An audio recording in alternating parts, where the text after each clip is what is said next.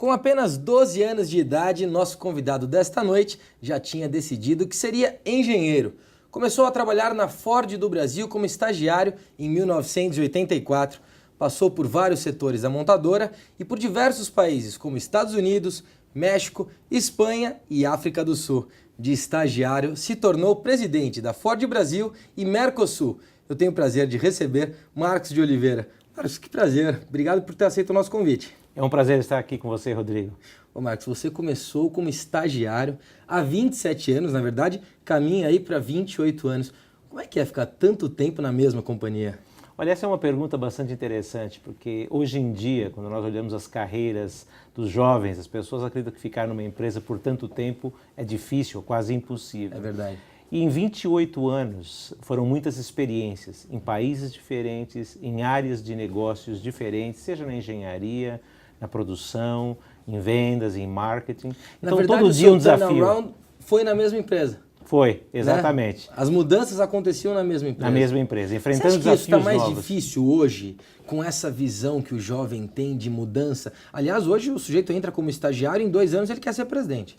Existe já uma expectativa quando o jovem está cursando a faculdade ou terminando o seu ensino médio, de que ele pode crescer rapidamente. E existem oportunidades onde as pessoas crescem rapidamente, mas às vezes demora um pouquinho mais. E essa paciência no mundo dos negócios já não existe. As pessoas já não querem ficar tanto tempo fazendo o mesmo trabalho. É verdade. Eu acho que essas mudanças...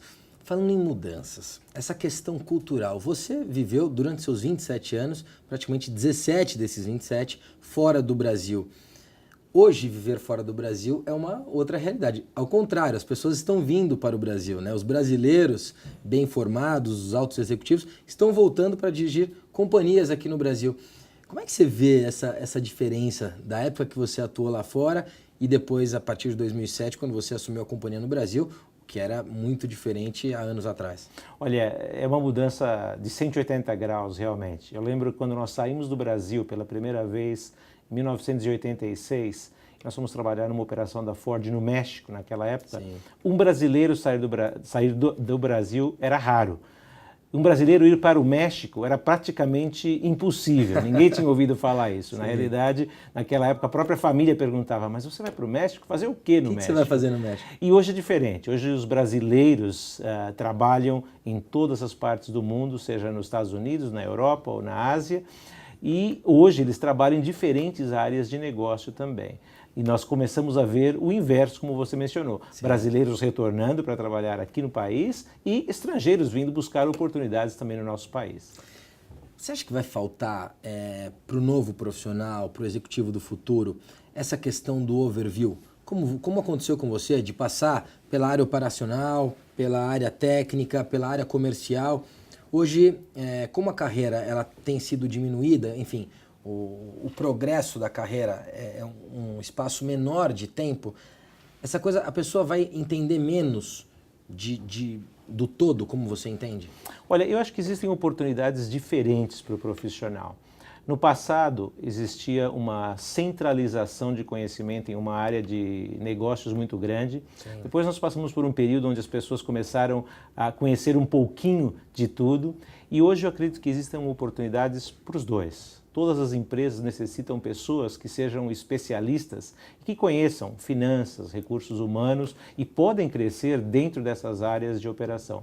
E as empresas também necessitam pessoas que sejam mais generalistas, que conheçam um pouquinho mais de cada parte do negócio para trazê-los juntos e para poder administrar. Então, eu acredito que o profissional que goste de ser engenheiro e queira crescer como engenheiro em toda a sua carreira, ele pode fazer isso e pode ser bastante bem sucedido. Aquele que quer conhecer mais da operação como um todo, também tem essa oportunidade. O que você acha que foi, não digo o grande diferencial, mas quais foram os diferenciais que levaram você até a presidência da companhia no Brasil e no Mercosul? Olha, existe algo que eu acredito muito, não só na Ford, mas em qualquer trabalho, é a habilidade de procurar entender como a operação funciona e de como otimizar os recursos para poder obter os resultados que a empresa necessita. Então, esse foco em obter resultados de maneira eficiente tem sido algo bastante importante na minha carreira. Um outro aspecto, eu acredito que é mais importante ainda, é o aspecto de trabalho em equipe. Nenhum de nós conseguimos fazer nada sozinho. Nós precisamos realmente trazer os diferentes integrantes da nossa equipe e sermos parte dessa equipe também. E eu acho que isso é muito importante. Quando você fala de equipe, o que vem para mim é a questão do líder. Você se vê mais um líder como um modelo de liderança? Você é mais aquele líder doador? Ou você gosta de ser mais aquele líder gestor? Olha, eu gosto realmente de trazer as pessoas, de trazer o conhecimento das diferentes áreas da empresa e procurar buscar a melhor decisão para a nossa operação. Isso significa ouvir as pessoas, escutar ideias, juntá-las e buscar um resultado final melhor. Porém, no momento que você tem ideias diferentes e que você não consegue organizá-las ou casá-las de forma eficiente ou adequada, aí você precisa ser um gestor, você precisa tomar decisões também. É preciso tomar decisão. Sem dúvida. Qual é o perfil ideal do líder do século XXI? Eu acho que é esse perfil que é capaz de utilizar o estilo de liderança necessário para cada situação. Sempre procurando trazer a equipe, ouvir ideias, procurar tomar decisões em base a que as pessoas acreditam que sejam positivas e no momento que isso não é possível, procurar tomar a melhor decisão. Ô Marcos, eu estou vendo aqui, você é casado? Sim, sou casado. Como é que foi? Tem filhos? Tenho 2 filhos já. 2 filhos? Isso. Homens? Não, uma menina. Uma menina, uma mulher já, que ela já tem 23 anos. Ah, e muito bom. jovem, um rapaz que tem 21 anos. 21, 23 e 21. Como é que foi para a família? Eu estou imaginando aqui, todas essas mudanças, como é que foi para a família isso? Olha, uma experiência, eu diria, muito boa de vida. Não fácil, mas Claro. muito boa. Porque quando eu saí do Brasil pela primeira vez, saímos eu e a minha esposa. Ela é brasileira, como eu, saímos somente os dois. O meu filho, a minha filha, nasceu quando nós estávamos no México, na primeira vez. E o meu filho nasceu quando nós estávamos nos Estados Unidos. Então eu digo que nós temos uma família muito internacional, porque a minha esposa e eu somos brasileiros, o meu filho, uma mexicana. O meu filho é americano e a minha filha é mexicana. E esse aspecto, eu diria, em termos de união familiar, foi muito bom, porque nós crescemos, eles cresceram, nós crescemos como família juntos, dependendo muito uns dos outros e apoiando muito uns aos outros.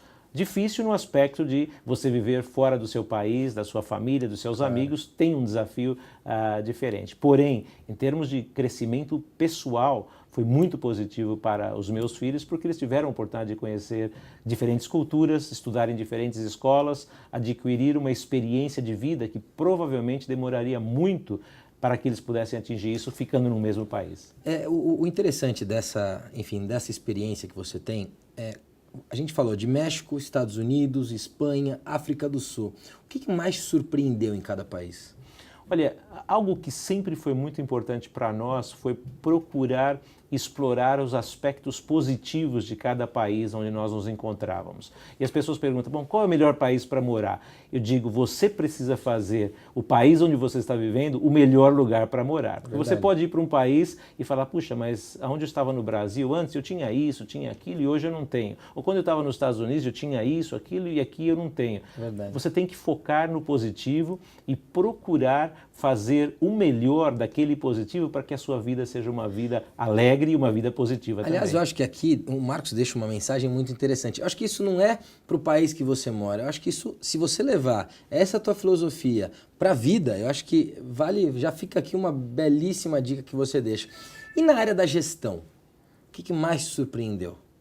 Olha, novamente, a gestão é muito influenciada pela cultura dos países, pela cultura das pessoas que fazem aquela operação, porém, ao mesmo tempo, uma empresa global como a Ford, que opera em todos os grandes países do mundo, ela tem a sua cultura corporativa. Então, algo que foi sempre muito importante era como juntar a cultura corporativa da Ford, os nossos processos, a cultura local com a qual nós estamos operando, de forma que eles possam se complementar e eles possam agregar valor. Não que entrem em conflitos e com isso possam diminuir o valor da operação, do trabalho e das pessoas também. É o famoso thinking global, acting local, né? Pensar globalmente e agir localmente. Acho que... E como trazer os dois e obter o melhor resultado positivo disso. Quando você assumiu a Ford no Brasil em 2007, o Brasil vinha num crescente econômico que chegou a ser assustador no ano de 2010. Qual foi dessa época, de 2007 até hoje, o momento mais difícil quando passou pela crise internacional? Olha, claramente a incerteza observada no final de 2008, no início de 2009, foi um momento, eu diria, de bastante tensão. Tensão sob o ponto de vista de entender o que ia estar acontecendo, entender o curto prazo, o médio e o longo prazo e também poder administrar o negócio em um momento de tanta incerteza. Você poder utilizar os seus recursos de forma eficiente, ter certeza que o seu fluxo de caixa é suficiente para você pagar as contas no final do mês. Sim. Tudo isso é muito importante. E esse talvez tenha sido o período, eu diria, de maior desafio.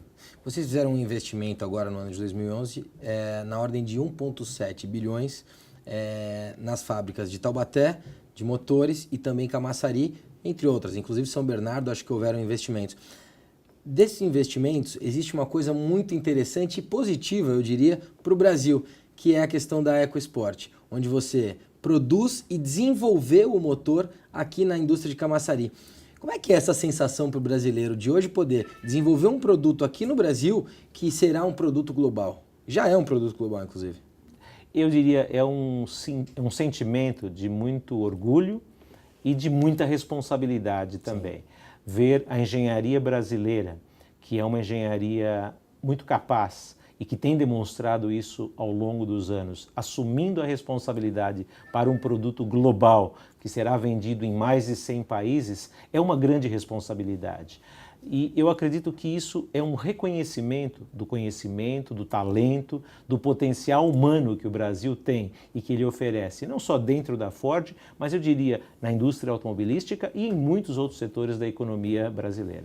Marcos, qual é o share hoje da Ford no Brasil? Olha, hoje nós operamos entre 9% e 10%, varia 9% nessa e 10%. Para 2012, existe a expectativa de crescimento de share ou, na verdade, cresce junto com o mercado?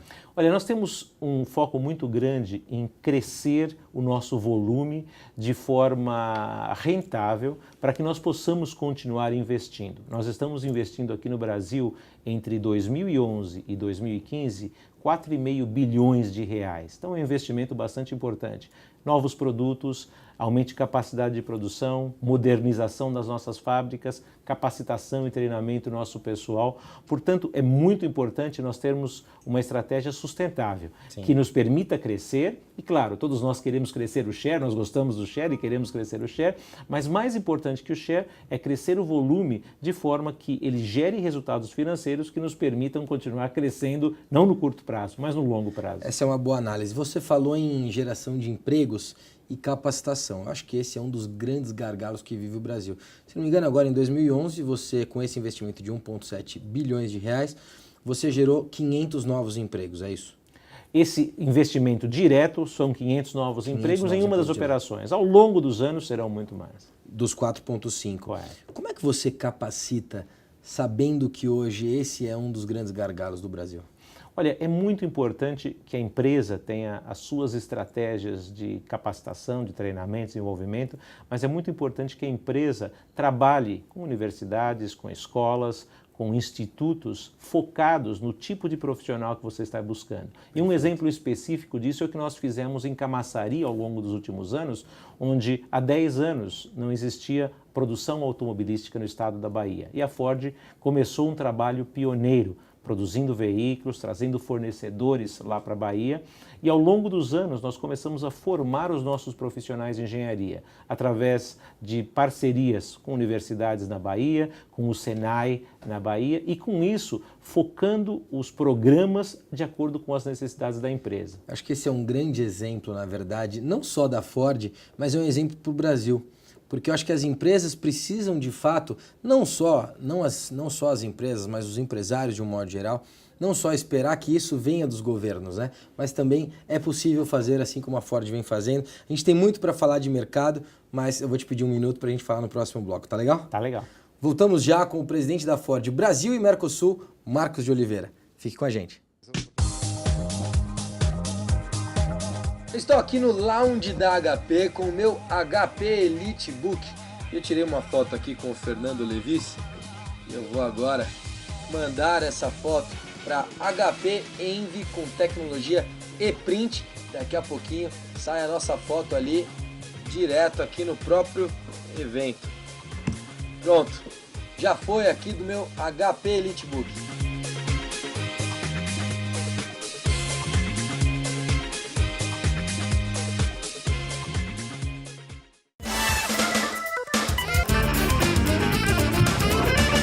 Estou aqui na fábrica da Flexform para mostrar por que ela é referência na América Latina e líder nacional em vendas de cadeiras para o mercado corporativo. Seus produtos são fabricados com a mais alta tecnologia. A única do segmento no Brasil com laboratório acreditado pelo Inmetro. É por isso que há mais de 45 anos a Flexform é excelência no que faz. Espero que você esteja gostando do nosso programa. Eu estou agora com o meu HP EliteBook para convidá-lo a acessar o nosso site rbivocê.com.br. Lá você poderá saber mais sobre esse e outros programas. Não perca tempo. Voltamos na entrevista com o presidente da Ford para o Brasil e Mercosul, Marcos de Oliveira. Marcos, nós finalizamos o nosso primeiro bloco falando sobre a importância da qualificação de mão de obra e você deu aqui um belíssimo exemplo de como trabalhar junto com as instituições de ensino. Dentro desse trabalho e dentro desse desenvolvimento tecnológico, como é que você avalia o Brasil na questão da educação na área de inovação? Eu acredito que o Brasil tem começado a reconhecer a importância da inovação, não só no aspecto tecnológico da engenharia, mas na inovação em gestão, inovação em todos os aspectos da vida humana. Sim. E eu acredito que é um processo evolutivo que já se iniciou, a gente começa a perceber essa conscientização e essa preocupação no setor acadêmico, no setor profissional, no governo, o que é muito positivo. Mas é um processo que leva tempo. E eu acredito que nós todos, tanto o governo como o setor público, privado, tem uma responsabilidade muito grande. Agora, o que faz com que o Brasil tenha o gargalo na mão de obra é essas pessoas estão empregadas, né? Então isso é muito positivo para o país, o que faz com que a classe C, a classe média, aumente e aumente muito. Isso aumenta também o número de consumidores do carro de entrada, principalmente, que é o grande foco da Ford, pelo menos da história da Ford. Continua sendo assim? Esse ano de 2012 até 2015, essa é a maior estratégia? O segmento de automóveis no Brasil é muito interessante, porque o segmento de veículos compactos é o maior segmento no Brasil. Sim. Cerca de 60% a 70% dos veículos vendidos no Brasil são compactos. Que, aliás, essa é a história de produção da Ford no Brasil. Sem dúvida. É uma grande parte da nossa história e é uma área de crescimento continuado. Como você mencionou, a chegada de novos consumidores no segmento da classe média tem sido algo bastante importante. Eu diria que ao longo dos últimos 4 ou 5 anos, o crescimento da indústria automotiva no Brasil tem sido impulsionado, primeiro pela disponibilidade de financiamento. Claro. Hoje existe crédito para a compra de um veículo que não existia há 5 ou 10 anos atrás. Segundo, no crescimento do poder aquisitivo do consumidor, através de melhores empregos, através de melhores oportunidades de crescimento pessoal e profissional. Por isso, para nós, como empresários, é muito importante continuar observando esse crescimento, é muito importante continuar observando na preocupação do brasileiro em buscar uma melhor educação e com isso poder galgar melhores oportunidades oportunidades no mundo do trabalho, onde ganhamos todos. Claro. Existe uma estratégia da Ford para 2013 que eu acho que alegra não só o Brasil, mas o mundo de modo geral, que é One World, One Ford. Um mundo, uma Ford. Né? Um único mundo, uma única Ford. Vocês terão a mesma frota em todo o mundo. Como é que isso é possível? Olha, é um trabalho bastante desafiador para a empresa. A Ford é uma empresa que já opera há mais de 100 anos e opera de uma forma global há mais de 80 anos. Sim. Porém, algo interessante é que essa operação era global, porém muito regionalizada. Ao longo dos últimos 4 anos, quando nós começamos esse esforço do One Ford, a ideia era como trazer o melhor da Ford das diferentes regiões em todo o mundo para que eles pudessem cooperar e com isso oferecer melhores produtos, melhores serviços para o consumidor. E é isso que nós temos observado. Nós temos observado uma integração muito maior do potencial, do conhecimento de cada uma das regiões e com isso oferecendo melhores tecnologias, melhores produtos, reduzindo o custo desses desenvolvimentos e oferecendo soluções, eu diria, mais acessíveis e melhores para o consumidor. Sabe uma coisa que me deixa um pouco chateado quando eu penso nisso? É o valor que isso vai ter no mercado americano, no mercado até no mercado latino de modo geral, e quando chega no Brasil, em virtude do custo Brasil, esse custo sobe muito. É isso que vai acontecer? Olha, eu acredito que existe uma responsabilidade muito grande do setor público e do setor privado em continuarmos buscando maneiras mais eficientes de desenvolver e produzir não só automóveis, mas claro, bens de consumo de uma forma geral. Sob o ponto de vista do setor privado, buscar a escala de produção, a escala de desenvolvimento é muito importante, porque isso nos torna mais eficiente e baixa os custos da nossa produção e os custos do nosso produto para o consumidor.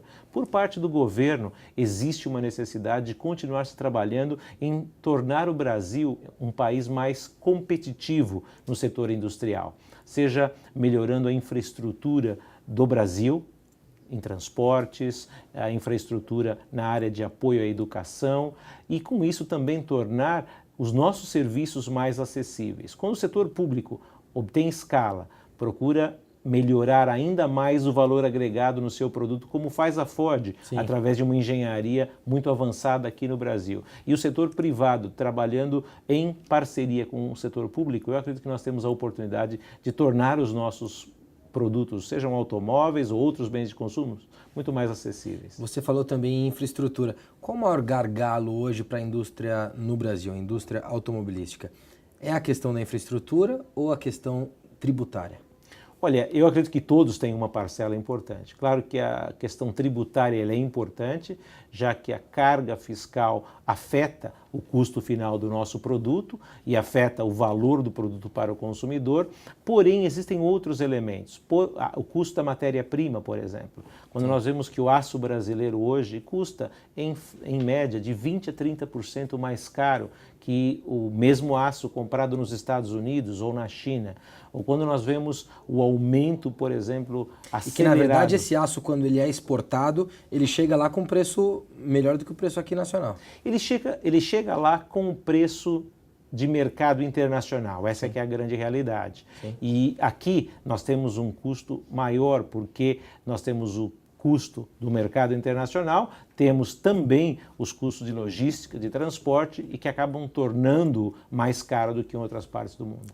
Vamos falar de lançamentos. O que a Ford tem de lançamento para 2012? Olha, o ano de 2012 vai ser um ano muito importante. Aliás, eu diria que os próximos 3 anos serão muito importantes para a Ford. Primeiro porque nós estaremos substituindo 100% dos nossos produtos no Brasil por produtos globais.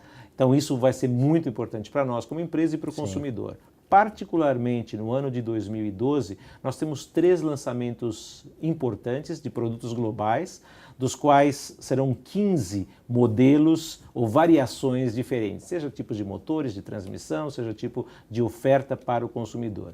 Esses 3 produtos são o Ford EcoSport, que é um produto nascido no Brasil e que agora será produzido e vendido em outros países do mundo. Sim. Temos a nova picape Ranger, que é fantástica, não só porque Aliás, é uma picape linda, nossa, né? ela está linda, linda, está muito bonita, está muito imponente e tem uma série de equipamentos que nós não tínhamos no modelo anterior.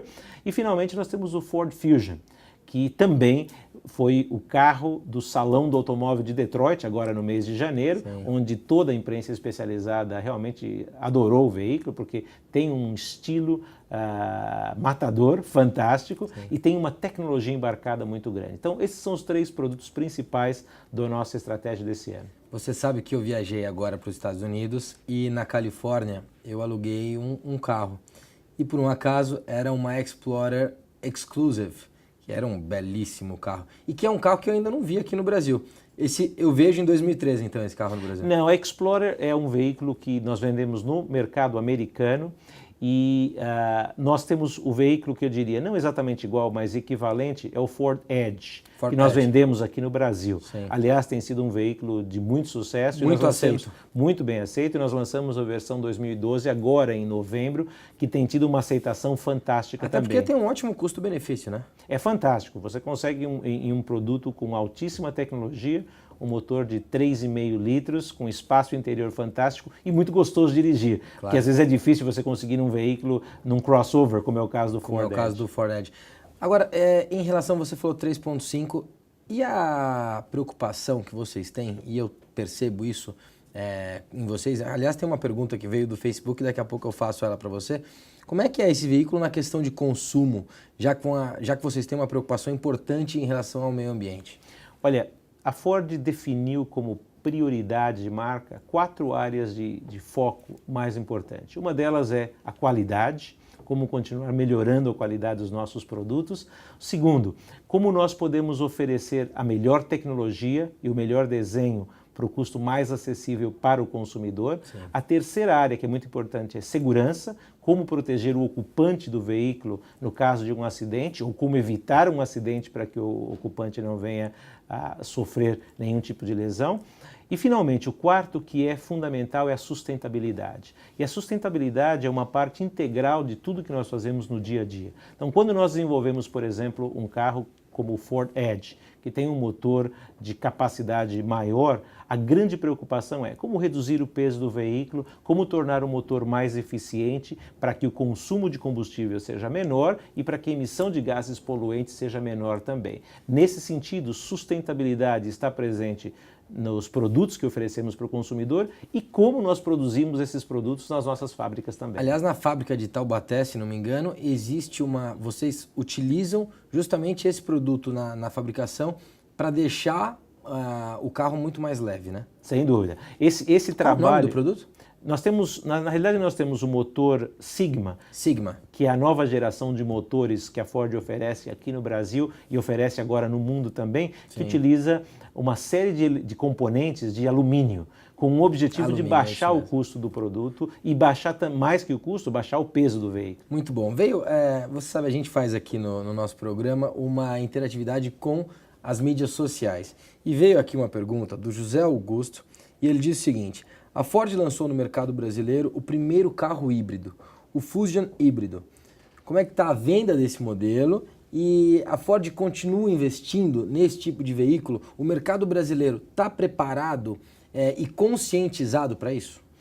O lançamento do Ford Fusion híbrido foi um lançamento, eu diria, pioneiro e estratégico, com o objetivo de começar a construir um novo segmento dentro da indústria brasileira. É um segmento que é ainda pequeno, é um segmento que está em desenvolvimento, à medida que o consumidor começa a entender os benefícios dessa tecnologia. Em um veículo híbrido, nós temos um motor elétrico funcionando junto com um motor de combustão interna. E eles operam de uma maneira transparente para o consumidor. Nas melhores condições de baixa velocidade... Ele é por velocidade, né? Exatamente. Perfeito. Em baixa velocidade o motor elétrico funciona, porque o motor de combustão interna é ineficiente em baixa velocidade, e em alta velocidade o motor de combustão interna funciona porque ele é bastante eficiente. Essa tecnologia... Ou seja, no trânsito de São Paulo é híbrido o tempo todo. No trânsito de São Paulo o motor elétrico funciona praticamente todo o tempo. E na realidade ele tem um sistema de frenagem regenerativa que à medida que você freia o veículo, ele ajuda a recarregar o motor elétrico, a bateria, para poder alimentar o motor elétrico também. É um segmento novo, o brasileiro começa a entender e é, sem dúvida, uma área de foco da Ford em todo o mundo, os veículos híbridos. Aliás, essa é uma questão cultural, né? A gente precisa, e aí acho que a indústria tem um papel importante, de poder levar essa cultura e mostrar a importância para o brasileiro. E aí a sociedade começa a entender e começa a consumir esse tipo de produto. Exato. Eu diria que existem dois elementos. Primeiro é um aspecto cultural, segundo é um aspecto de massificação da tecnologia. No momento que você lança qualquer tecnologia, ela é mais cara, porque não existe escala. À medida que o volume começa a crescer, a escala cresce e o custo da tecnologia diminui. Então essa é a nossa responsabilidade, como criar a cultura, como torná-la mais importante para o mercado e com isso baixar o custo e torná-lo mais acessível também. Muito bom. Marcos, infelizmente a gente está aqui caminhando para o nosso final, mas eu quero saber algumas coisas sobre você. A primeira delas é, qual foi a decisão mais importante da tua vida? Olha, é difícil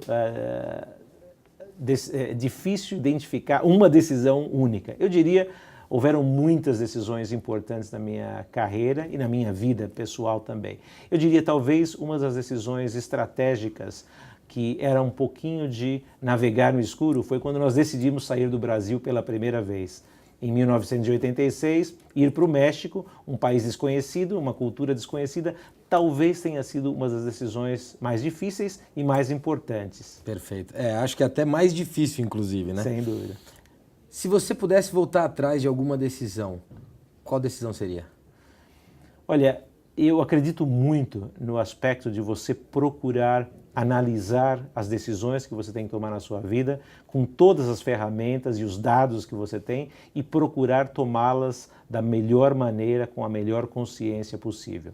E uma vez tomada a decisão, nunca olhar para trás. Às vezes o resultado dessas decisões pode não ser exatamente aquilo que você gostaria, mas eu acredito que a responsabilidade pessoal e profissional é procurar tomar a melhor decisão e não voltar a olhar para trás, mas seguir adiante. Claro que aprender daquilo que não funcionou como você gostaria, mas não se arrepender do que você fez, continuar adiante. Última pergunta. Se você tivesse hoje o poder da presidente Dilma, se você tivesse a caneta da presidente Dilma, qual seria a sua primeira decisão? Olha, novamente, como presidente de um país de 200 milhões de habitantes, é muito difícil decidir ou apontar uma decisão única, exclusiva. Mas eu acredito que uma decisão que será importante para o Brasil é continuar focando muito na educação. Eu acredito que tudo aquilo que a presidente Dilma puder fazer pela educação no Brasil será muito importante, porque não necessariamente ela vai observar os resultados disso no curto prazo, mas o país vai observar os resultados disso no longo prazo. Obrigado pela tua participação. E esse foi Marcos de Oliveira, presidente da Ford do Brasil e também no Mercosul. Eu tenho certeza que você gostou desta entrevista e se você gostou, acesse o nosso site rbevocê.com.br e continue acompanhando o nosso programa e também o nosso trabalho. Obrigado pelo seu carinho e também, é claro, pela sua audiência e eu te espero sempre de domingo a sexta-feira às 11h30 da noite. Até lá!